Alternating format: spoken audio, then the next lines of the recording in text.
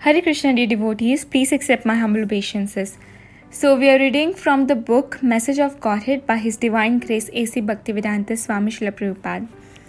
Let's continue from where we had left yesterday. Each and every soul has a potent, confidential, eternal relationship with the personality of Godhead. But due to long association with the illusory material energy, every one of us has forgotten that relationship from time immemorial. We are like beggars roaming in the street, although we are all the transcendental sons of the richest personality, the Supreme God. Although with a cool head, we could very well understand this fact. We remain unmindful of our supremely rich Father and our relationship with Him, and thus we go on struggling in many ways to solve our street beggar problems of poverty and hunger, but with no appreciable results. On the streets, we meet many friends who are similarly poverty-stricken. Sometimes, those who are a little better off than we are direct us towards some progressive stage of life, but actually we do not derive any happiness from such directions. These people show us the paths of work, knowledge, meditation, mysticism, and various other ways also, but unfortunately, none of them is able to give us the happiness for which we are ever hankering. For this reason, Lord Chaitanya advised Sri Rupa Goswami at the Shashvamedha Ghat on the bank of the Ganges at Prayag that only the most fortunate souls can obtain the seed of devotional service by the mercy of the personality of Godhead and His bona fide representative.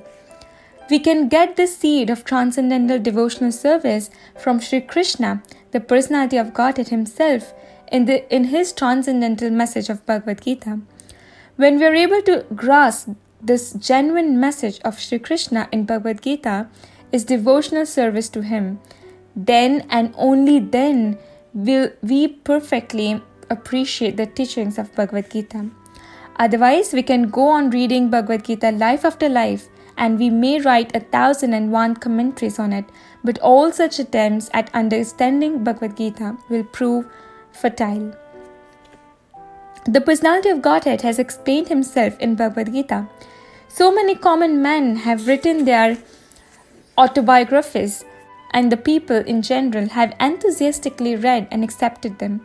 But when the personality of Godhead Himself tells about Himself, people do not accept His message as it is. This is their misfortune. Instead of accepting the personality of Godhead's message as it is, the foolish mundane commentators try to drag concocted meanings out of the simple passages of Bhagavad Gita to establish some man-made idea that is never supported by Bhagavad Gita. The foolish commentators cannot ultimately establish their rubbish theory by such artificial dragging, so at the end they try to confirm their theories by putting a monkey in place of God. In Bhagavad Gita, it is definitively established that Sri Krishna is the Supreme Personality of Godhead. It is also established that our only duty is to render transcendental loving service unto Him.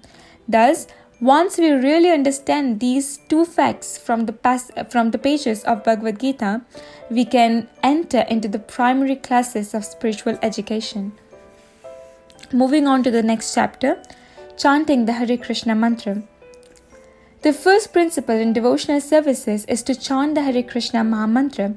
Maha means great, mantra means sound that liberates the mind from ignorance. Hare Krishna, Krishna Krishna Hare Hare, Hare Ram, Ram Ram Hare Hare. You can chant these holy names of Lord anywhere and at any time, but it is the best to set a specific time of the day to regularly chant. Early morning hours are ideal. As you chant, pronounce the names clearly and distinctly, addressing Krishna in a prayerful mood. When your mind wanders, bring it back to the sound of Lord's names. Chanting is a prayer to Krishna. That means, O energy of the Lord, Hare. O all-attractive Lord, Krishna. O supreme enjoyer, Rama, please engage me in your service. The more attentively and sincerely you chant these names of God, the more spiritual progress you will make. God has kindly made it very easy for us to chant His names, and He has also invested all His powers in them. Therefore, the names of God and God Himself are identical. This means that when we chant the holy names, we are directly associating with God and being purified. Therefore, we should always try to chant with devotion and reverence. When you chant alone, it is best to chant on japa beads. This helps you fix your attention on the holy name. Each strand of japa beads contain 108 small beads and one large bead, the head bead. Being on a bead next to the head bead and gently roll it between the thumb and middle finger of your right hand as you chant the full Hare Krishna mantra. Then move to the next bead and repeat the process. In this way, chant on each of 108 beads until you reach the head bead again. This is one round of japa. Then without chanting on the head bead, reverse the beads and start your second round on the last bead you chanted on. So with this, we complete the entire book, Message of Godhead by His Divine Grace A.C. Bhaktivedanta Swami Śrila Prabhupāda. Thank you very much. Śrila Prabhupāda ki jai.